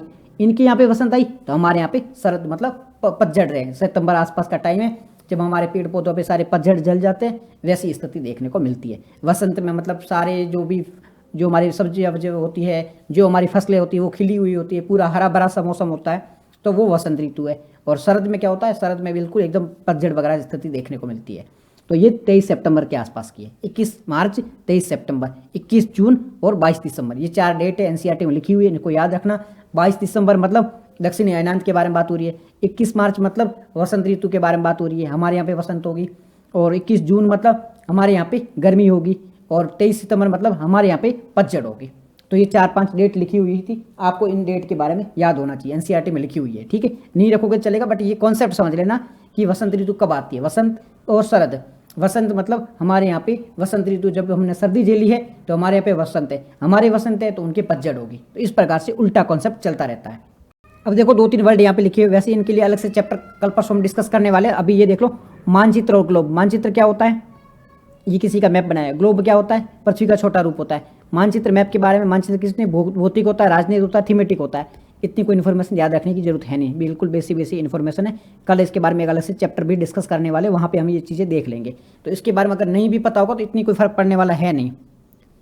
मेन बात है कॉन्सेप्ट क्लियर होने चाहिए, कॉन्सेप्ट क्लियर होने बहुत ज़्यादा जरूरी है। ऐसा नहीं कि भाई मानचित्र वगैरह यूपीएससी क्वेश्चन पूछेगा, वैसा कुछ नहीं है। अब पृथ्वी का घूर्णन और दिन रात का बनना, ये चीज़ें समझ लेते, पृथ्वी किस प्रकार से घूमती है और दिन रात कैसे बनते, ये कॉन्सेप्ट जरूरी हो जाता है। तो अब हम एक अलग से इमेज बनाते हैं। यहाँ पे एक इमेज भी देख लेते हैं ना कि पृथ्वी के दिन रात कैसे बन रहे हैं। ये यहाँ पे देखो एक बार को ना, एक अलग इमेज आपको दिखा देता हूँ। स्प्रिंग सीजन बन रही है, पृथ्वी अपनी जगह पे घूम रही है, डे एंड नाइट। ये देख लो, ये भाग पृथ्वी के सामने, जो भाग सूर्य के सामने रहेगा वहाँ पे दिन होगा, दूसरे भाग पे क्या होगी, नाइट होगी। तो ये डे और नाइट का फॉर्म है कि सूर्य के चारों ओर कौन सा भाग रहता है पृथ्वी का, सूर्य के सामने जो भाग रहेगा वहाँ पे, तो ये देखो ये जो भाग है यहाँ पे दिन है, पीछे वाले भाग में रात है। और ये पृथ्वी सूर्य के चारों ओर भी घूम रही है, अपने अक्ष पर भी घूम रही है। सूर्य के चारों ओर तो घूम ही रही है, बट पृथ्वी के, ये देखो सूर्य के चारों ओर भी घूम रही है, अपने अक्ष पर भी घूम रही है। तो जो भाग सूर्य के चारों ओर रहेगा, सूर्य के सामने रहेगा, वहाँ पे तो क्या होगी, वहाँ पे ठंड होगी, वहाँ पे क्या बोलती है, वहाँ पे दिन होगा। और जो सूर्य के विपरीत रहेगा वहाँ पे ग्रीष्म होगी। तो ये चीज़ आपको समझ में आ गई होगी, यहाँ तक कोई दिक्कत नहीं है। हम अलग से एक इमेज बना के समझ लेते हैं। देखो एक इमेज बनाते हैं, ये है सन, ये है अर्थ हमारी। अब इसमें कौन सा भाग सूर्य के सामने है, सूर्य के सामने ये वाला भाग है, तो यहाँ पे दिन रहेगा। और इसके विपरीत भाग है, वहाँ पे क्या रहेगी, रात रहेगी। तो ये दिन रात किस पे कर रहा है डिपेंड, पृथ्वी के घूर्णन पे। पृथ्वी अपने अक्ष पे घूम रही है, जिसके कारण पृथ्वी पे दिन और रात बन रहे हैं। इसमें इसकी भी भूमिका है, ये जो झुकी हुई लाइन है इसकी भी है। और ये जो झुकी हुई लाइन है ना, जिस पे पृथ्वी झुकी हुई है, इसके कारण ऋतुएं भी बन रही है। हमने देखा था कि इसके कारण ऋतुएं कैसे बन रही है, क्योंकि अगर सीधी होती तो सब जगह समान होते, पर ये झुकी हुई उसके कारण से कभी यहाँ पे सूर्य की किरणें बन रही है और कभी सूर्य की किरणें नॉर्थ साइड में पड़ रही है। तो ये झुकी हुई लाइन है जिसपे पृथ्वी झुकी हुई है अपने अक्ष पे 23.5 डिग्री, इसके कारण ऋतुएं भी बन रही है। और दिन और रात किसके कारण बन रहे हैं, दिन और रात बन रहे हैं वो पृथ्वी के घूर्णन के कारण बन रहे हैं। और ऋतुएं किसके कारण बन रही है, देखो दिन और रात, दिन और रात ये किसके कारण बन रही है, पृथ्वी के घूर्णन के कारण बन रही है। और ऋतुएं किसके कारण बन रही है, ऋतुएं ये किसके कारण बन रही है, ये परिक्रमण, पृथ्वी सूर्य के चारों चक्कर लगाती है वो परिक्रमण, तथा पृथ्वी जो अपने अक्ष पर झुकी हुई है, ठीक है, पृथ्वी अपने अक्ष पे झुकी हुई है उसके कारण। तो पृथ्वी के झुकाव के कारण और परिक्रमण के कारण। झुकाव के कारण क्यों, यहाँ पे नॉर्थ में होगी या विंटर में होगी, मतलब नॉर्थ में होगी, साउथ में सूर्य की किरणें होगी, वो भी मौसम बनाएगा। और परिक्रमण के कारण कैसे, कभी हमने देखा वसंत आया है, कभी ग्रीष्म, कभी शरद और कभी शीत, ये सारी चीज़ें देखने को मिली हैं क्योंकि पृथ्वी सूर्य के चारों चक्कर लगाती है। तो ये सारी चीज़ें मैटर करती है, ठीक है। यहाँ तक कोई दिक्कत नहीं कि दिन और रात कैसे बनता है, ठीक है, उसमें एक्सिस की क्या भूमिका नहीं होती, सारी चीज़ें ये यहाँ से कॉन्सेप्ट है वो क्लियर हो जाते हैं। बहुत ध्यान से पढ़ना, हमने अयनांत को समझा है, उसी प्रकार से हमने ऋतुओं को भी समझा है। ऋतुओं कैसे कि सर्दी हमारी ऋतु बन रही है, तो अयनांत के कारण वही तो सर्दी की ऋतु बन रही है, उसी कारण गर्मी की ऋतु बन रही है, उसी कारण वसंत बन रही है और उसी के कारण शरद बन रही है। तो यही कॉन्सेप्ट था। और सेम प्रकार से दिन और रात भी बनते हैं, ठीक है, सेम यही चीज़ है, बस सेम इसी प्रकार से दिन और रात भी बन रहे हैं। और ये प्रदीप्त व्रत के बारे में हमने बात की थी, तो ये प्रदीप्त व्रत है, ये यहाँ पे ये रात है, यहाँ पे दिन है, बीच में ये जो वृत्त है, ये एक लाइन है, ये इसको डिवाइड करती है, इसे प्रदीप्त वृत्त कहा जाता है, इसे सर्कल ऑफ इल्यूमिनेशन कहा जाता है, जिसके कारण दिन और रात की अलग अलग हो जाता है। इससे इधर दिन है, इससे इधर रात है। ठीक है, तो ये चीज़ें भी हमने देख ली है। अब लीप ईयर क्या होता है? लीप ईयर होता क्या है? तो देखो, वैसे जो पृथ्वी को घूमने में टाइम लगता है ना, वो 365 दिन प्लस 6 घंटे ऊपर लगते हैं। 365 दिन और 6 घंटे ऊपर लगते हैं। अब ये जो 6 घंटे ऊपर वाले होते हैं, इसको हमने इसमें ऐड नहीं किया। हमने क्या किया, 6 घंटे को साइड में छोड़ दिया। ठीक है, 6 घंटे को साइड में छोड़ दिया। 1 साल छोड़ दिया, 2 साल छोड़ दिया, 3 साल छोड़ दिया और 4 साल छोड़ दिया। 1, 2, 3 और 4। अब 6 को 4 से गुणा करो, मल्टीपल करो। 1 6 12, 12 6 18, 18 6 24, 24 घंटे हो गए ना, एक और दिन बन गया। तो वही मेरे कहने का मतलब ये है कि पृथ्वी 365 दिन और 6 घंटे, वैसे 5 घंटे कुछ ऊपर टाइम लगता है, हमने 6 घंटे मान लिया है। और ये 6 घंटे इसको हमने एक छोड़ दिया, साइड में छोड़ दिया। हमने 365 दिन का 1 साल मान लिया, 6 घंटे को हमने साइड में रख दिया। अब ये कब तक रखेंगे हम? 1 साल हमने रख दिया, दूसरे साल भी रख दिया, तीसरे साल भी रख दिया, चौथे साल रखा। चौथे साल रखा तो हमने 6 को 4 से डिवाइड कर दिया, तो कितने? 24 घंटे बन गए। 24 घंटे मतलब एक दिन बन गया। तो हर 4 साल में एक जो फरवरी का महीना होता है वो कौन सा होता है? 29 का होता है। 1 फरवरी का महीना वो तो 29 दिन का होता है। 29 दिन का क्यों होता है? क्योंकि ये 6 घंटे मिला के जब इसने 4 से मल्टीपल किया तो एक पूरे 24 घंटे बन गए। इसके लिए एक नया दिन बन गया और इसे हमने लीप ईयर घोषित कर दिया, लीप वर्ष घोषित कर दिया। लीप वर्ष कब होता है? जब सूर्य के चारों ओर पृथ्वी चक्कर लगाती है तो उसे 365 दिन और 6 घंटे का टाइम लगता है। इस 6 घंटे को हमने 4 बार रख दिया, 1 बार रख दिया, 2 बार, 3 बार, 4 बार। जब 4 से मल्टीपल किया तो 24 घंटे का हो जाता है, यानी कि एक और दिन बन गया। तो इस एक दिन को फरवरी के साथ में एडजस्ट कर लिया और वो फरवरी है वो 29 फरवरी होती है। वो फरवरी का महीना होता है वो 29 दिन का होता है और वो कब आता है? हर 4 साल में एक बार होता है। तो लीप ईयर का कॉन्सेप्ट आपको समझ में आ गया होगा कि लीप ईयर का कॉन्सेप्ट है क्या। अब कुछ और एनसीईआरटी में वर्ड दिए गए हैं, वो भी एक बार देख लो। एक होता है उपसौर, एक अपसौर। ये एनसीईआरटी में कुछ वर्ड दिए गए, इसका मतलब समझ लो। तो उपसौर जिसे परिहेलियन कहा जाता है, परहेलियन, और अपसौर जिसे क्या कहा जाता है? अपहेलियन, अपेहेलियन। अब परिहेलियन और अपहेलियन होता क्या है? यहाँ पे एक इमेज जैसे मैंने स्टार्टिंग में बताई थी ना इमेज, उसे देखो एक बार। ये इमेज देखो आप, इसमें देखना यहाँ पे सूर्य 147 है, यहाँ पे 152 मिलियन है। इसका मतलब यहाँ पे पृथ्वी और सूर्य के नज़दीक होती है। तो एक जगह आएगा यहाँ पे पृथ्वी सूर्य से दूर है, यहाँ पे पृथ्वी और सूर्य के नज़दीक है। तो जहाँ पे नज़दीक है सूर्य के, उसे क्या कहा जाएगा? उसे कहा जाएगा अपरिहेलियन। इस यहाँ पे जो जगह है इसे परिहेलियन कहा जाएगा। ये नोटिस करना, यहाँ पे ये जो जगह है इसे परिहेलियन कहा जाएगा। ये परिहेलियन पॉइंट है, ये अपेहेलियन है, ये अपेहेलियन है, अपेहेलियन है, परिहेलियन, अपेहेलियन। उपसौर, अपसौर। उपसौर का मतलब है जब पृथ्वी के सबसे ज़्यादा नज़दीक होती है, पृथ्वी सूर्य के सबसे ज़्यादा नज़दीक होती है। पृथ्वी जब सूर्य के सबसे ज़्यादा नज़दीक होती है, 14 करोड़, यहाँ पे दूरी कितनी? 147 मिलियन, यानी कि 14 करोड़ है, और यहाँ पे 15 करोड़ है। तो पृथ्वी जब सूर्य के सबसे ज़्यादा नज़दीक होती है, इसे उपसौर कहा जाता है। इसे क्या कहा जाता है? उपसौर कहा जाता है। इसे क्या? प्रीहेलियन कहा जाता है। प्रीहेलियन कब कहा जाता है? जब पृथ्वी सूर्य के सबसे ज़्यादा नज़दीक होती है। ये पॉइंट है यहाँ पे नज़दीक है, इससे प्रीहेलियन कहा जाएगा, जब सूर्य के नज़दीक होती है। और ये दिन कौन सा होता है? ये 3 जनवरी का दिन होता है। तो 3 जनवरी के दिन पृथ्वी सूर्य के सबसे ज़्यादा नज़दीक होती है। इसे क्या कहा जाता है? इसे प्रीहेलियन कहा जाता है। इसे क्या कहा जाता है? प्रीहेलियन कहा जाता है। और अपेहेलियन क्या कब कहा जाता है? तो अपेहेलियन का दिन होता है वो 4 जुलाई का होता है। 4 जुलाई के दिन पृथ्वी सूर्य के सबसे ज़्यादा दूर होती है, पृथ्वी सूर्य से सबसे ज़्यादा दूर होती है 4 जुलाई के दिन में। तो ये क्या कहा जाएगा? ये कहा जाएगा अपसौर। उपसौर, उपसौर, उपसौर। सौर है हमारे ऊपर, ऊपर है। सौर हमारे ऊपर है, सौर हमारे ऊपर है। उपसौर, सौर हमारे ऊपर एकदम पास में है, तो इसे उपसौर, परिहेलियन कहा जाएगा। सूर्य नज़दीक है। और अपसौर, अप मतलब दूर है, दूर है, मेरे से दूर है, अपर। तो अपसौर मतलब ये पृथ्वी सूर्य के सबसे ज़्यादा दूर है, तो उसे अपसौर कहा जाता है। तो ये 4 जुलाई की स्थिति होती है। ठीक है, दूरी कितनी होती है वो याद नहीं, एक में 14 करोड़ होती है, एक में 15 करोड़ किलोमीटर दूरी होती है। तो वो चीज़ें आपको याद रखने की जरूरत नहीं। अपसौर और उपसौर की स्थिति आपको समझ में आ गई होगी। इस इमेज को ध्यान से देखो, आपके ये पॉइंट भी क्लियर हो जाएंगे। अब एनसीईआरटी में ऐसा भी लिखा है कि पृथ्वी अगर सूर्य के चारों चक्कर नहीं लगाती तो क्या होता, घूर्णन नहीं होता तो क्या होता। देखो, घूर्णन नहीं होता, पृथ्वी एक ही जगह होती, ये घूर्णन नहीं है, एक ही जगह पड़ी है पृथ्वी। तो इस भाग में गर्मी होगी, इस भाग में सर्दी होगी, और ये जल जाएगा पूरा, और ये भाग रह जाएगा, एकदम पूरा बर्फ जमाएगा, कुछ भी नहीं बचेगा, और ये पूरा भाग जल जाएगा। तो ये स्थिति देखने को मिलती। तो एनसीईआरटी में जो लिखा है वो ठीक है, यही लिखा है कि अगर घूमती नहीं घूर्णन का क्या फायदा है, तो इसके कारण ऋतुएं रहती है, टेम्परेचर मैनेज रहता है, ये सारी चीज़ें होती रहती है। तो एनसीईआरटी में ये लिखा है। फिर वर्ष की गणना देख लिए, तो वो सारी चीज़ें देख ली। अब एक बार हम देख लेते हैं हमने क्या क्या चीज़ें देख लिए, क्या बाकी रही है। तो एक बार पूरा ध्यान से देख लेते हैं, उसके बाद में इसको क्लियर कर लेते हैं पूरा चैप्टर को ही, आज ही खत्म कर देते हैं पूरा ही। तो यहाँ से आते हैं स्टार्टिंग से।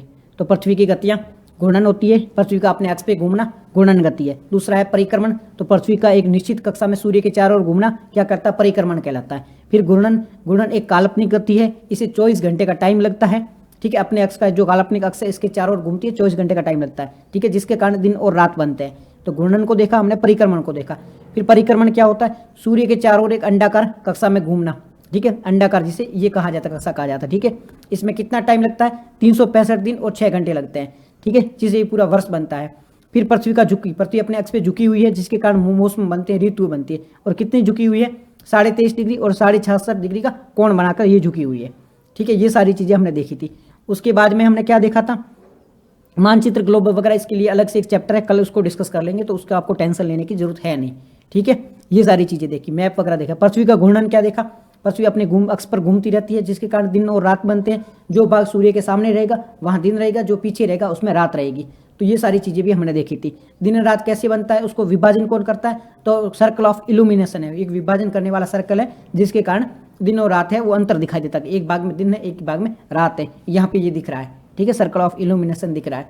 पृथ्वी का लीप ईयर क्या है कि 6 घंटे के जो घंटे होते हैं उसको छोड़ दिया जाता है, 365 दिन को काउंट किया जाता है, पीछे वाले जो घंटे होते हैं उसको छोड़ दिया जाता है, और बाद में 4 साल बाद में उसको एक नए दिन के रूप में ऐड कर दिया जाता है फरवरी में। तो 29 फरवरी है वो लीप ईयर का होता है। ठीक है, तो ये होता है लीप ईयर। फिर लीप ईयर को हमने देखा था। उसके बाद में अपसौर और उपसौर को देखा था। अपसौर क्या होता है, जहाँ सूर्य पृथ्वी से दूर हो। उपसौर जब सूर्य पृथ्वी के पास हो। ठीक है, लीप ईयर देखा, ग्रीष्म ऋतु देखी, सर्दी ऋतु देखी, ये सारी चीज़ें हमने देखी थी। फिर वसंत ऋतु कैसे बनती है, उत्तरी अयनांत क्या होता है, दक्षिण अयनांत क्या होता है, वसंत ऋतु क्या होती है, शरद ऋतु क्या होती, ये सारी चीज़ें हमने देखी थी। यहाँ तक हमें कोई दिक्कत है नहीं, सारे कॉन्सेप्ट हमारे क्लियर है। ग्रीष्म अयनांत क्या होता है, 21 जून को होता है। सूर्य उत्तरी गोलार्ध में झुका हुआ होता है, ट्रॉपिक और कैंसर पे होता है। हमारे यहाँ पे गर्मी होती है, दिन लंबे होते हैं, रातें छोटी होती है, ये स्थिति देखने को मिलती है। शीत अयनांत 22 दिसंबर को होता है। दक्षिण गोलार्ध में सूर्य झुका हुआ होता है, मकर रेखा पर झुका हुआ होता है। हमारे यहाँ पे दिन छोटे रातें बड़ी, वहाँ पे दिन बड़े और रातें छोटे। दक्षिण गोलार्ध में रातें छोटी होती, दिन बड़े होते हैं। हमारे यहाँ पे दिन छोटे होते, रातें बड़ी होती है, सर्दी होती है हमारे यहाँ पे। ठीक है, ये बात करी थी, ये भी बात हमने आसानी से समझी थी। विषुव क्या होता है हमने देखा था, जब विषुवत वर्ष पे सूर्य की किरणें सीधी पड़ती है। ठीक है, कोई भी एक कक्ष है, कोई भी ध्रुव है, वो सूर्य के चारों ओर झुका नहीं होता है। ठीक है, तो इसके दौरान वो होती है। फिर हमने 21 मार्च के बारे में बात करी थी, 23 सितंबर के बारे में बात की थी। तो वसंत ऋतु और शरद ऋतु दोनों के बारे में हमने बात की थी। तो यहाँ तक भी कोई कन्फ्यूजन नहीं है। नेक्स्ट यूपीएससी की क्वेश्चन देख लेते हैं। तो पृथ्वी का कक्षीय झुकाव निम्नलिखित के लिए किसके लिए जिम्मेदार है। यूपीएससी ने प्रीलिम 2025 में पूछा था कि पृथ्वी अपने कक्ष पे झुकी हुई, ये जो अक्ष है इस पे झुकी हुई है, इसके कारण क्या होता है, ज्वार भाटा आता है, दिन रात होते हैं, पृथ्वी की दीर्घाकार गति होती है, ये पृथ्वी के विभिन्न अक्षांशों पर गुरुत्वाकर्षण के बल में अंतर होता है। तो एक बार बताओ, ज्वार भाटा नहीं होता है। इसका वैसे उत्तर आपको बताना, मैं नहीं बताने वाला हूँ। ठीक है, ये डी में, इसमें ये भी नहीं होगा। तो इन दोनों में से बताओ क्या होगा। उत्तर चाहिए मेरे को, उत्तर चाहिए इसका, कुछ भी करो उसका आंसर देना, कोशिश करना आप जरूर, है ना। तो इसका आंसर आपको मिल जाएगा। फिर जब सूर्य की सीधी, जो सूर्य है वो मकर रेखा के ऊपर होता है, तब कौन सी घटना होती है। सूर्य, यह पृथ्वी है, ये 0 डिग्री है। ठीक है, ये मकर रेखा है, सूर्य यहाँ पे पड़ रहा है। ठीक है, सूर्य की किरणें कहाँ पे पड़ रही है, मकर रेखा पे पड़ रही है। तो यहाँ पे इक्विनॉक्स होगा, यहाँ पे शीत अयनांत होगा, यहाँ पे ग्रीष्म अयनांत होगा, या अपेहेलियन होगा। तो अपेहेलियन को हटा दो, विषुव को हटा दो, इन दोनों में से आप बताने की कोशिश करो। देखो सिंपल है, हमने अच्छे से समझा है, तो इसका उत्तर आना चाहिए आपको। ठीक है, इसका उत्तर आपको आना चाहिए। फिर अपेहेलियन शब्द है जो पृथ्वी की स्थिति को दर्शाती है। तो पृथ्वी सूर्य के ये है, यहाँ पे एक होता है अपेहेलियन, यहाँ पे होता है प्रीहेलियन होता है। हमने आसानी से एक इमेज में देखा था। तो प्रीहेलियन क्या होता है, अपेहेलियन क्या होता है, उपसौर अपसौर। ठीक है, उपसौर अपसर को समझो। तो इसमें पृथ्वी सबसे सूर्य के करीब होती है, सूर्य से दूर होती है, या इक्विनॉक्स में स्थिति में होती है, या अयनांत होती है। ध्यान से देखना, ये दोनों नहीं होगी, इन दोनों में से एक है। उत्तर बताओ, मैं इतना भी बता रहा हूँ, हिंट भी दे रहा हूँ साथ में। ठीक है, निम्नलिखित में से किस कारण से पवन और महासागरीय धाराओं में दिशा बदल जाती है। ठीक है, ये चीज़ें तो अब बाद में पढ़ेंगे तब समझ में आएगी, ये उत्तर 90 को चलेगा। तो सूर्य भूमध्य रेखा इक्वेटर के ठीक ऊपर होता है, जिससे दिन और रात लगभग बराबर होते हैं। कौन सा दिन होता है? भूमध्य रेखा के ऊपर दिन और रात बराबर। कौन सी स्थिति होती है? 3 जनवरी और 4 जुलाई, ठीक है। 15 अप्रैल और ये दोनों नहीं होगी, इन दोनों में से बताओ कौन सी है? 21 जून, 22 दिसंबर, इन दोनों में से बताओ, कोई भी बताओ, आसानी से याद रहनी चाहिए, ठीक है। इसके उत्तर भी यहाँ पे लिखे हुए हैं। Thank you so much for joining the session. मिलते हैं कल एक नए लेक्चर के साथ में, तब तक के लिए आप अपना ध्यान रखो।